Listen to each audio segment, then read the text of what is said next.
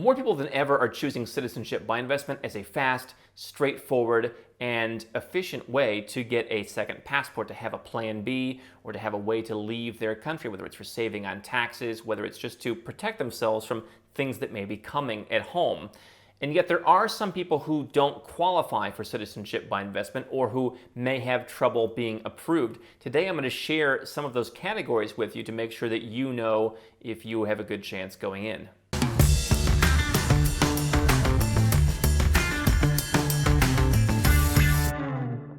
Hi, I'm Andrew Henderson. I'm the author of the book Nomad Capitalist, the founder of the company Nomad Capitalist, where we help 7- and 8-figure entrepreneurs and investors legally go where you are treated best. Those are the 5 magic words, and you can learn more at nomadcapitalist.com. Now, citizenship by investment I define as a streamlined, commoditized way to get a second citizenship in a relatively short period of time by making a defined investment. So the one you may have heard about the most are the block of options in the Caribbean. 5 different countries, each offering programs with different ways to get citizenship, but namely most people will choose to make the donation starting from $100,000 and going on up. And so you can add just yourself, you can add your spouse, you can bring all your kids, and in some cases you can add even some dependents. They've gotten more liberal in the last couple of years in allowing certain unmarried siblings and people like that. But I want to talk about who doesn't qualify, because I do come across this every once in a while. And the biggest reason that you would not qualify for a citizenship by investment,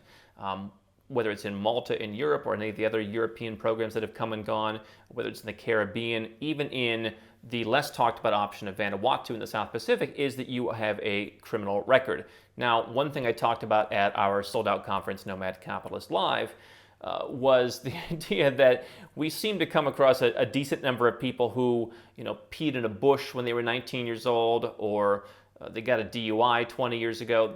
Those things may not be the end of the world. If you made a prank phone call to ask someone if their refrigerator was running when you were 18 years old, that may not be held against you, partially because we see most of those issues coming from the United States, and I think a lot of countries around the world look at that and say, yeah, we wouldn't prosecute someone for prank calling their next door neighbor and asking if their refrigerator was running. So they kind of, okay, that's not necessarily the issue. Drug crimes, big no-no. Tax crimes, big no-no. Fraud, terrorism, criminal organizations. Hopefully not too many terrorists watching this channel. But drugs and tax and fraud, that kind of stuff, are biggies. Taxes are especially a concern because no country wants to be known as harboring that kind of person. I mean, imagine the reputational loss they would suffer in the world. I mean, they would really start to have some implications in terms of loss of visa-free travel. Countries would just stop wanting to deal with them if they were taking in that kind of person. Now, there are historically a couple people who have obtained Caribbean citizenship who do have criminal records and who have spent time in jail for financial crimes, or Roger Ver, for example, who's talked about selling fireworks on eBay.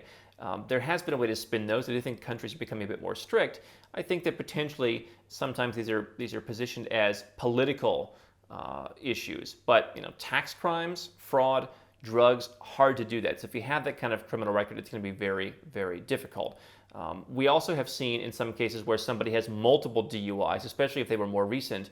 That could be a very serious issue. And there may be certain programs that will accept you, but certain programs that won't. And so you definitely want to get an opinion on that from someone who deals with all of the different programs before you proceed. What you'll also want to do is generally run a check at the local level before you put your application together. Run some kind of check where you can see what comes up for them. So you're going to have to provide your own criminal record from not only the country where you're living, but other citizenship countries, even other places where you visited for a certain period of time. So there's not going to be a lot of opportunities to hide. Even if the crime's been expunged, anything like that, they ask about it all. So even charges could be an issue, but it's all taken on a case-by-case basis. But those are the things that are the biggest issues. The second thing that can get someone in trouble is bankruptcy, especially a business bankruptcy. This may not be the kiss of death. I think we've had 1 or 2 people who have been personally bankrupt at some point in their life. It's not the end of the world, but definitely the circumstances matter. The amount of time that's passed can matter in the case of some countries, so you definitely want to look at that. The third thing you want to look at is visa rejections. Now, this doesn't apply to a lot of the folks that we talk to who are from Western countries, because most Westerners just aren't applying for many visas. If you have a US or European or Australian passport, you might need a Russian visa or a Chinese visa, or if you're going to Iran or Venezuela or something like that. There just aren't many times that you would need to apply for a visa. However, pretty much every country that offers citizenship by investment is going to ask you, have you been rejected for a visa to a country with which we have a visa-free travel relationship? So I had one gentleman once who was rejected for a visa as an American to go to Venezuela.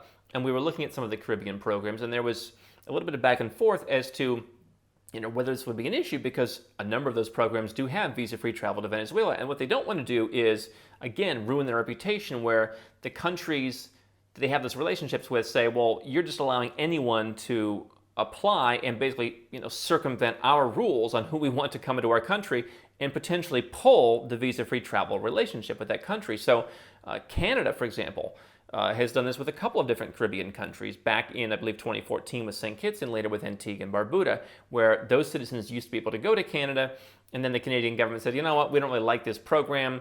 Probably, they didn't really say much, but the idea was that the kind of people who largely get citizenship by investment would need a visa to Canada.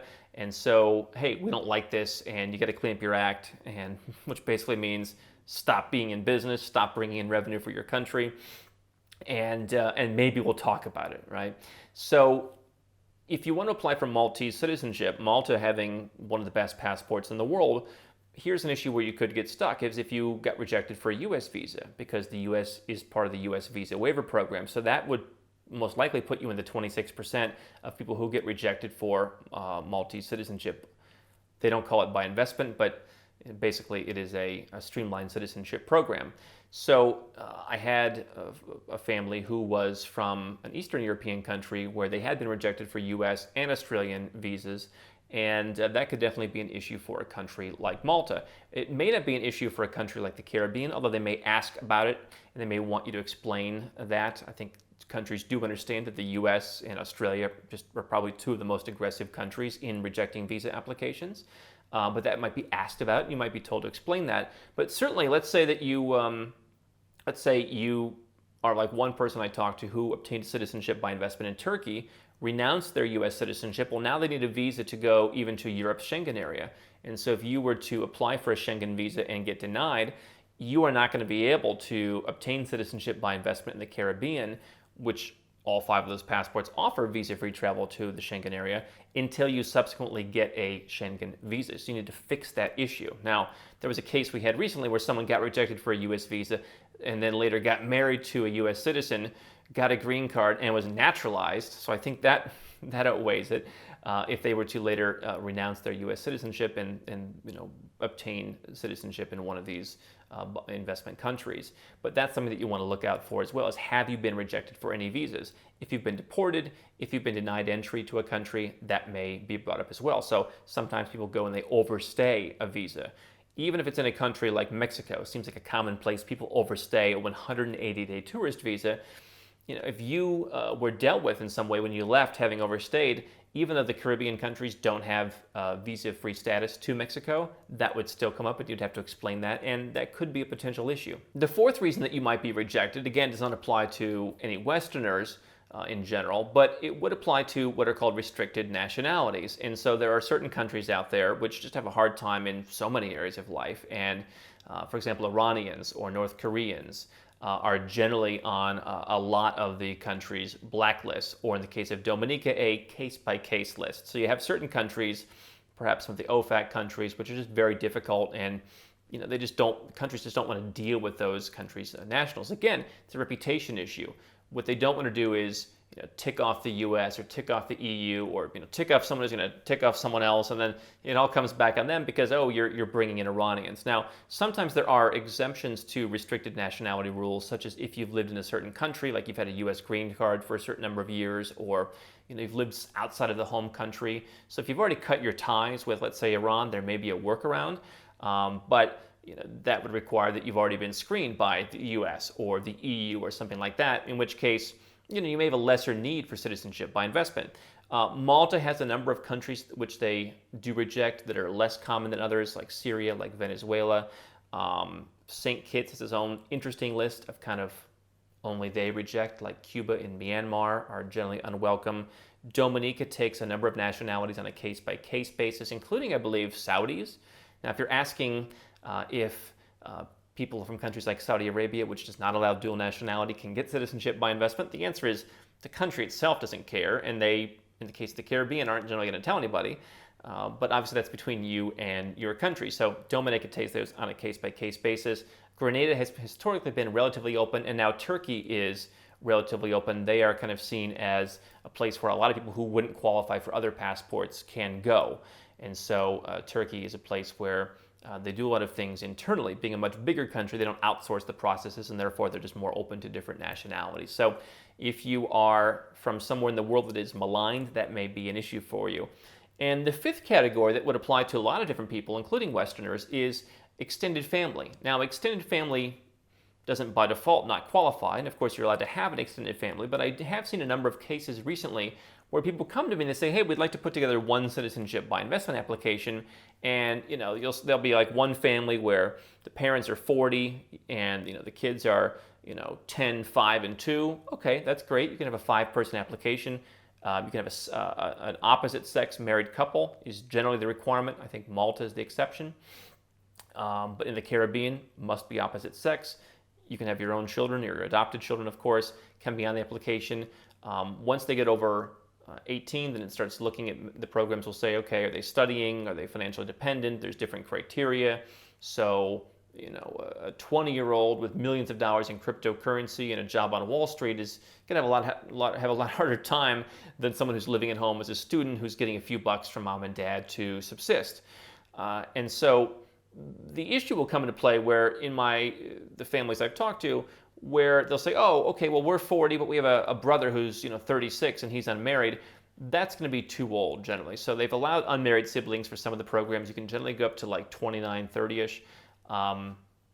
But you can't just go forever. I had another family where they were like in their 50s and 60s. I mean, that just isn't going to work. There was another issue where there was a gentleman who was, in his 30s, and his mom wanted to do it. And in some cases, you can't add a parent who is dependent on you.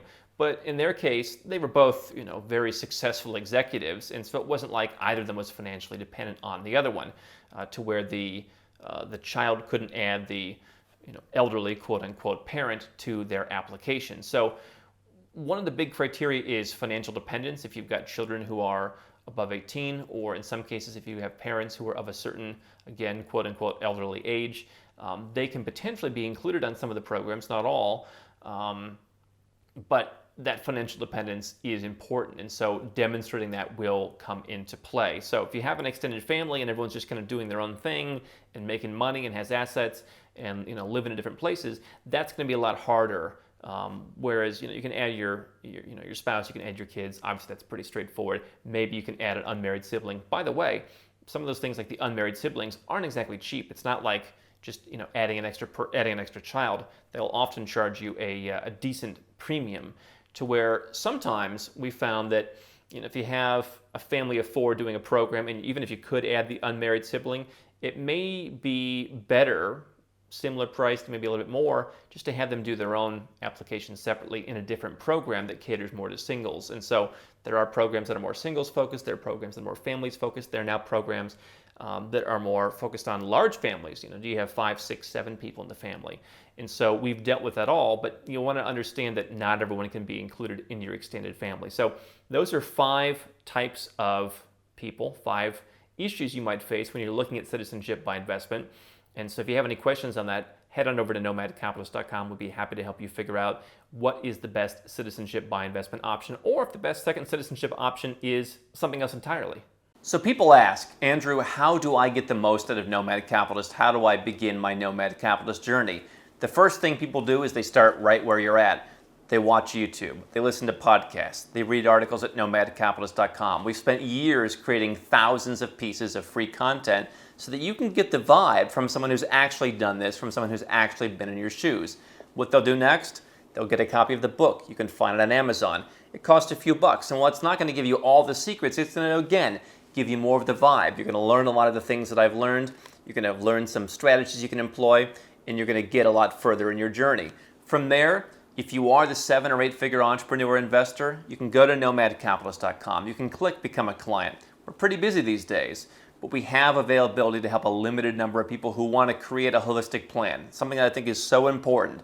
So if you want to do that, go to nomadcapitalist.com, click Become a Client, learn more about how it works and how we can help you.